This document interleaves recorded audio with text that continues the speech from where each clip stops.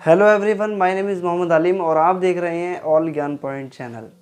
तो गाइज़, आज की इस वीडियो में हम बात करेंगे जज बनने के लिए क्या करना ज़रूरी है और क्या क्या एलिजिबिलिटी ज़रूरी है एक जज बनने के लिए। तो ख़ास तौर पे आपने देखा होगा कि बहुत से कोर्ट होते हैं, जैसे कि सुप्रीम कोर्ट होता है, हाई कोर्ट्स होते हैं, अलग अलग स्टेट के अलग अलग हाई कोर्ट्स होते हैं और हर एक ज़िले में सेशन कोर्ट होता है, यानी कि डिस्ट्रिक्ट कोर्ट होता है। सबके लिए रिक्वायरमेंट अलग है, सबकी प्रोसेस अलग है और सबका तरीका अलग है जज बनने का। तो सबसे पहले गाइस हम इसमें शुरू करेंगे एज ए सुप्रीम कोर्ट से। सुप्रीम कोर्ट का जज बनने के लिए सबसे पहले आपको क्या ज़रूरी है? सबसे पहले ज़रूरी है कि जो सुप्रीम कोर्ट का जज होगा वो एक इंडियन बंदा होना चाहिए, इंडियन बंदा होना चाहिए। दूसरी चीज़, 5 साल एज ए जज रहा हो हाई कोर्ट में या एज ए एडवोकेसी की हो सुप्रीम कोर्ट में या हाई कोर्ट में 10 साल के समथिंग, वो एलिजिबल हो जाता है एक सुप्रीम कोर्ट का जज बनने के लिए। दूसरी चीज़ है इसमें हाई कोर्ट के जज के लिए क्या क्या रिक्वायरमेंट है, क्या क्या एलिजिबिलिटी है। तो हाई कोर्ट का जज बनने के लिए ज़रूरी है कि आप 10 साल एज ए सेशन कोर्ट में जज रहे हों या आपकी 10 साल की प्रैक्टिस रही हो सेशन कोर्ट या हाई कोर्ट में एज ए एडवोकेट। तीसरी चीज़ इसमें आती है डिस्ट्रिक्ट कोर्ट। डिस्ट्रिक्ट कोर्ट में गाइज आपने देखा होगा, डिस्ट्रिक्ट कोर्ट में 3 तरह के जज होते हैं।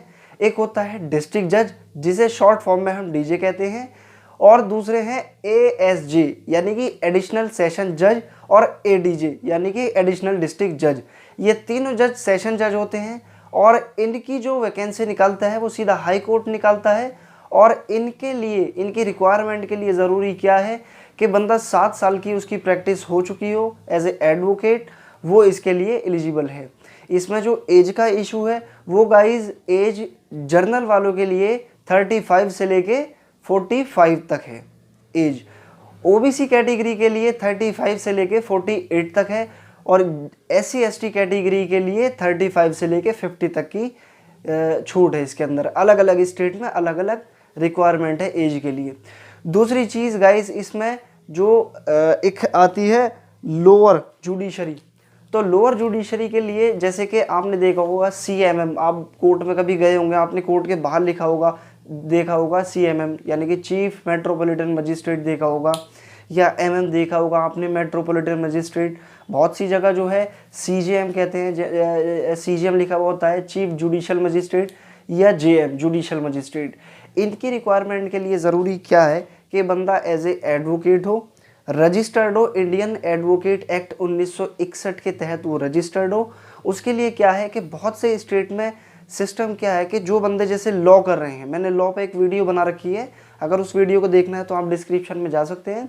दूसरी चीज़ क्या है कि जब आप लोअर जुडिशरी के लिए तैयारी करेंगे, यानी कि CMM, JM या MM, इन सब के लिए अगर आप तैयारी करते हैं तो इसमें ज़रूरी क्या है कि आपकी एज 21 से 35 साल के बीच में होनी चाहिए जर्नल के लिए, 21 से 38 साल के बीच में OBC के लिए और 21 से लेके 40 साल तक के लिए SC ST कैटेगरी के लिए। अलग अलग स्टेट में अलग अलग एजेस का भी फ़र्क आ जाता है इसमें। दूसरी चीज़ गाइज इसके अंदर क्या है कि आपने देखा होगा जब भी इनके एग्ज़ाम होते हैं तो एग्ज़ाम जो होते हैं उसमें 3 राउंड होते हैं। सबसे पहला राउंड होता है प्रिलिमिनरी, जिसको हम प्री एग्ज़ाम भी कहते हैं। प्री एग्ज़ाम में एक तरीके से जैसे KBC में सवाल आते हैं, एक क्वेश्चन आ गया उसके 4 ऑप्शन दे दिए, तो प्री में इस तरीके से क्वेश्चन आते हैं लॉ के और जनरल नॉलेज के। दूसरा, जब ये प्री आपका राउंड क्लियर हो जाता है तो इसके बाद में दूसरा राउंड होता है मेंस का। मेंस में जो है 5 राउंड आपके होते हैं और उसमें आपका रिटन एग्ज़ाम होता है, थ्योरिकली आपका उसमें होता है। ऐसा नहीं है कि आपको क्वेश्चन टॉपिक वाइज दे दिए जाएंगे कि एक क्वेश्चन उसके 4 टॉपिक्स में से सही करो, ऐसा नहीं होता है, उसमें थ्योरिकली पूछ लेता है। तीसरा जो होता है वो होता है इंटरव्यू। इंटरव्यू इसमें बहुत ज़्यादा ज़रूरी है और इंटरव्यू इसमें जो मार्क्स होते हैं जैसे प्री के, मेंस के या आपके इंटरव्यू के, ये हर एक राज्य के अपने अलग अलग उन्होंने टर्म कंडीशन बना रखी है, तो उसमें नंबरों का भी सबका अलग अलग मसला पड़ जाता है। दूसरी चीज़ इसमें गाइस मैंने एक बताई थी आपको कि जब आप एग्ज़ाम दे रहे होते हैं इसमें लोअर जुडिशरी में, तो बहुत से स्टेट का क्या सिस्टम है कि आपकी अगर लॉ कंप्लीट भी नहीं हुई है, तब भी लास्ट ईयर के लास्ट सेम का अगर आपका चल रहा है तब भी आप इसमें जुडिशरी के एग्ज़ाम में बैठ सकते हैं। तो गाइज़ इसमें और इनकी जो सेशन जज की जो वैकेंसीज होती हैं वो हाई कोर्ट निकालता है बिना किसकी परमिशन के, स्टेट गवर्नमेंट की। बहुत सी जगह स्टेट गवर्नमेंट से परमिशन ले लेते हैं, मगर ज़्यादातर स्टेट गवर्नमेंट से परमिशन की ज़रूरत नहीं होती सेशन जज के लिए, डीजे, एएसजे और एडीजी के लिए।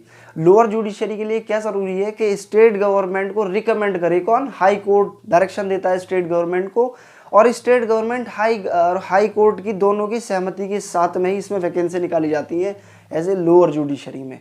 लोअर जुडिशरी के लिए जो ज़्यादातर सिलेबस भी इसमें जो ज़रूरी होते हैं एज ए सेंट्रल बेसिस पे अगर आप देखेंगे तो आपका कॉन्स्टिट्यूशन हो गया, संविधान हो गया, आपका इंडियन कॉन्ट्रैक्ट एक्ट 1872 मतलब कि भारतीय संविदा अधिनियम 1972 हो गया, या आपकी आईपीसी हो गई, इंडियन पैनल कोड, भारतीय दंड संहिता, सीआरपीसी हो गई, और आपका इसमें सीपीसी या इंडियन एविडेंस एक्ट, जूरिस्प्रूडेंस, ये सेंट्रल लेवल के एक्ट होते हैं। बाकी अगर जिस स्टेट में भी वैकेंसी निकलती है एज ए लोअर या हायर जुडिशरी के लिए, सेशन जज के लिए, या आपका लोअर जुडिशरी के लिए सीएमएम, एमएम, सीजेएम या जेएम, इनके लिए, तो इसमें क्या है, स्टेट गवर्नमेंट अपने भी खुद के जो है एक्ट दे देते हैं। जैसे फॉर एग्जांपल के तौर पे यूपी में कुछ वैकेंसी निकली हैं, तो यूपी में आपको क्या है कि यूपी लैंड रिफॉर्म एक्ट भी पढ़ना पड़ेगा, और भी यूपी के लोकल एक्ट पढ़ने पड़ेंगे।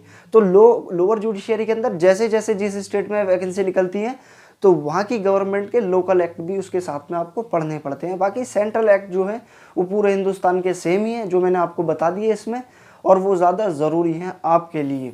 तो गाइज़ अगर इस वीडियो में और कुछ भी जानकारी ऐसी रह गई हो जो आपके लिए ज़रूरी हो और आपको मैं नहीं बता पाया हूँ, तो आप मुझसे कमेंट करके इसमें पूछ सकते हैं। और अगर वीडियो अच्छी लगी हो तो प्लीज़ वीडियो को लाइक करें, शेयर करें, सब्सक्राइब करें और कमेंट करना बिल्कुल ना भूलें, और बेल आइकन ज़रूर प्रेस कर दें।